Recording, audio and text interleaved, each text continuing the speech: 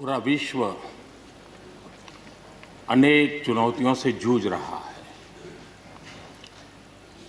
शायद ही किसी ने सोचा होगा कि मानव जात को ऐसे कठिन दौर से गुजरना पड़ेगा।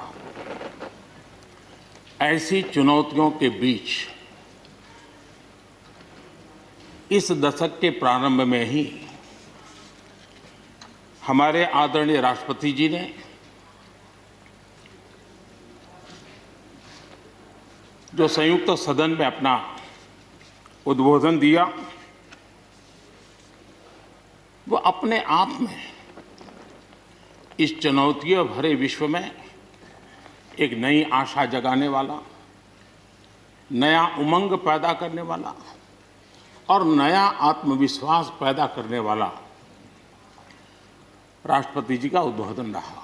कि जरा पूरे विश्व पटल की तरफ देखते हैं, भारत के युवा मन को देखते हैं, तो ऐसा लगता है कि आज भारत सच्चे अर्थ में एक अवसरों की भूमि है।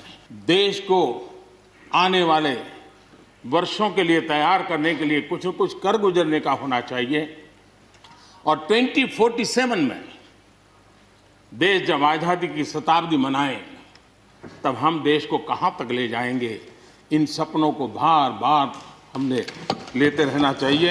अवसर तेरे लिए खड़ा है, अवसर तेरे लिए खड़ा है, तू आत्मविश्वास से भरा पड़ा है, तू आत्मविश्वास से भरा पड़ा है।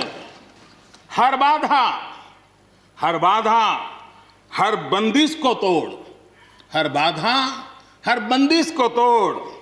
अरे भारत, अरे भारत, आत्मनिर्भरता के पथ पर दौड़, आत्मनिर्भरता के पथ पर दौड़। हमारे कोरोना वॉरियर्स, हमारे फ्रंटलाइन वर्कर्स, आप कल्पना कर सकते हैं जी, जब चारों तरफ भाई कहीं किसी से कोरोना आ जाएगा तो ऐसे समय ड्यूटी करना, अपनी जिम्मेवारियों को निभाना, ये छोटी चीजें नहीं है। इसका गर्व करना चाहिए, उनका आदर करना चाहिए। आज जिनको थर्ड वर्ल्ड कंट्रीज में गिना जाता है, वो देश मानव जात के कल्याण के लिए वैक्सीन लेकर के आ जाए। इतने कम समय में मिशन मोड में हमारे वैज्ञानिक भी जुटे रहे। ये मानव जात के इतिहास में भारत के योगदान एक गौरवपूर्ण गाथा है, इसका हम गौरव करें। आज देश गर्व कर सकता है कि दुनिया का सबसे बड़ा टीकाकरण अभियान इसी मेरे देश में चल रहा है। हमारा लोकतंत्र किसी भी मायने में वेस्टर्न इंस्टीट्यूशन नहीं है, ये एक ह्यूमन इंस्टीट्यूशन है। कोरोना काल में दुनिया के लोग निवेश के लिए तरस रहे हैं, सारी बातें बाहर आ रही हैं, लेकिन भारत है जहां रिकॉर्ड निवेश हो रहा है। भारत में रिकॉर्ड संख्या में स्टार्टअप्स, यूनिकॉर्न्स, और जिसका विश्व में जय जयकार होने लगा है, इसी धरती पर हमारी युवा पीढ़ी कर रही है।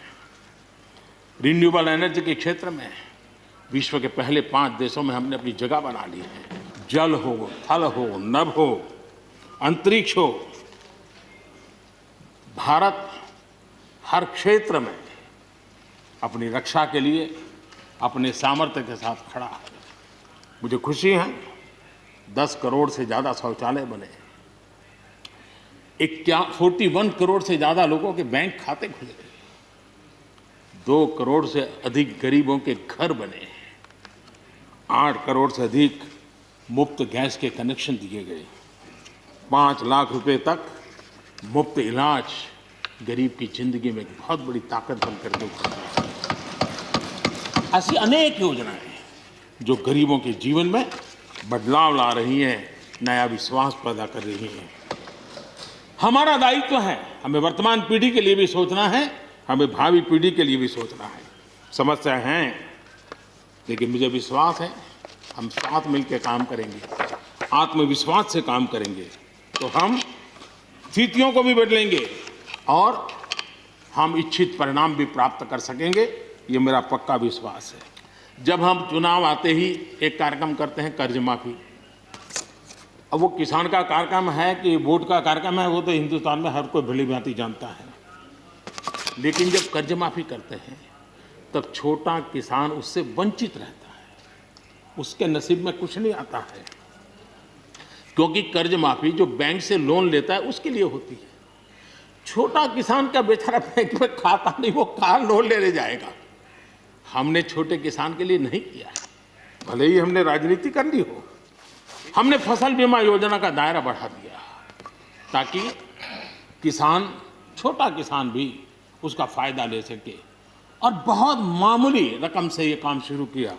और पिछले 4-5 साल में फसल बीमा योजना के तहत 90,000 करोड़ रुपए, ये छोटी रकम नहीं है, 90,000 करोड़ रुपए उसके क्लेम किसानों को मिले हैं। उसी प्रकार से हम एक योजना ले आए, प्रधानमंत्री सम्मान निधि योजना, सीधे किसान के खाते में, और ये गरीब किसान को, जिसके पास कभी इस प्रकार की मदद नहीं पहुंची है। 10 करोड़ ऐसे परिवार हैं जिनको इसका लाभ मिल गया।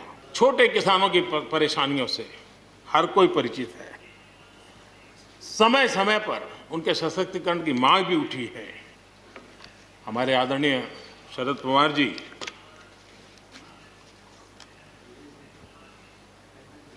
और कांग्रेस के भी हर किसी ने, हर सरकार ने कृषि सुधारों की वकालत की है। कोई पीछे नहीं है, क्योंकि हर एक को लगता है कर पाए नहीं कर पाए अलग बात है, लेकिन ये होना चाहिए, ये बात हर एक की निकली हुई है। और आज नहीं, जब भी जो जहाँ थे सबने की हुई है। और शरद राव जी ने तो अभी एक बयान भी दिया कि भाई मैं सुधारों के पक्ष में हूँ। ठीक है, पद्धति के संबंध में उनके मन में सवाल है, लेकिन सुधारों का विरोध नहीं किया है। कि जो लोग पॉलिटिकल बयानबाजी करते हैं उछल उछल करके, उनके राज्यों में भी जब उनको मौका मिला है, इसी में से आधा अधूरा कुछ न कुछ किया ही किया है। हर किसी ने, यहाँ जो विरोध में दल है उनकी भी जहाँ सरकारें हैं वहाँ आधा अधूरा कुछ न कुछ तो किया ही है, क्योंकि उनको भी मालूम है ये रास्ते का रास्ता तो यही है। ये बात सही है। जैसा हम लोगों की स्वभाव रहा है, घर में भी थोड़ा सा भी परिवर्तन करना हो तो घर में भी एक तनाव शुरू है। चेयर यहाँ क्यों रखी, टेबल यहाँ क्यों रखा, घर में भी होता है। इतना बड़ा देश है और जिस प्रकार की परंपराओं से हम पले बड़े हैं, तो ये मैं स्वाभाविक मानता हूँ। जब भी कोई नई चीज़ आती है तो थोड़ा बहुत रहता ही है हमारे यहाँ, क्योंकि असमंजस की स्थिति भी रहती है। कोरोना लॉकडाउन में भी हमारे किसानों ने रिकॉर्ड उत्पादन किया। सरकार ने भी बीज, खाद, सारी चीज़ें कोरोना काल में भी पहुंचाने में कोई कमी नहीं होने दी, कोई संकट नहीं आने दिया, और उसका सामूहिक परिणाम मिला कि देश के पास ये भंडार भरा रहा। मैं आप सबको निमंत्रण देता हूं, आइए हम देश को आगे ले जाने के लिए, कृषि क्षेत्र की समस्याओं का समाधान करने के लिए आंदोलनकारियों को समझाते हुए हमने देश को आगे ले जाना होगा। हो सकता है कि शायद आज नहीं तो कल जो भी यहाँ होगा, किसी न किसी को ये काम करना ही पड़ेगा। आज मैंने किया है, गालियाँ मेरे खाते में जाने दो, लेकिन इस अच्छा करने में आप जुड़ जाओ। बुरा हो मेरे खाते में, अच्छा हो आपके खाते में, आओ मिलकर के चले। इतना ही नहीं, एमएसपी है, एमएसपी था, एमएसपी रहेगा। लेकिन मैं देख रहा हूं कि पिछले कुछ समय से इस देश में एक नई जमात पैदा हुई है, एक नई बिरादरी सामने आई है, और वो है आंदोलनजीवी। ये जमात आप देखोगे, वकीलों का आंदोलन है वो ना वहां नजर आएंगे, स्टूडेंट का आंदोलन है वो वहां नजर आएंगे, मजदूर का आंदोलन है वो वहां नजर आएंगे, कभी पर्दे के पीछे कभी पर्दे के आगे। एक पूरी टोली है जी जो आंदोलनजीवी है।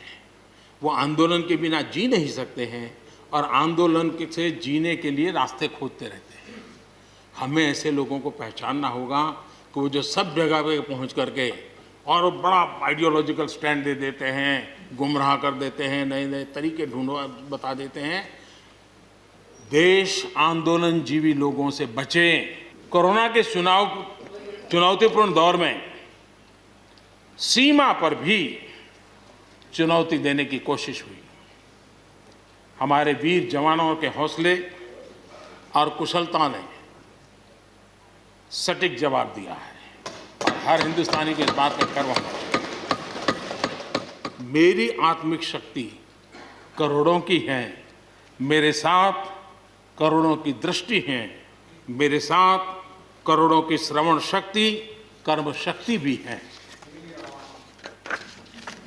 आदरणीय सभापति जी, वेदों की इसी भावना से, इसी चेतना से 130 करोड़ से अधिक देशवासियों वाला भारत सबको साथ लेकर के आगे बढ़ रहा है। 2047 में देश जब आजादी का शतक मनाएगा, तब देश को नई ऊंचाइयों पर ले जाने के सपनों को लेकर के नींव रखी जा रही है और मुझे विश्वास है कि इस काम को हम पूरा करने में अवश्य सफल होंगे।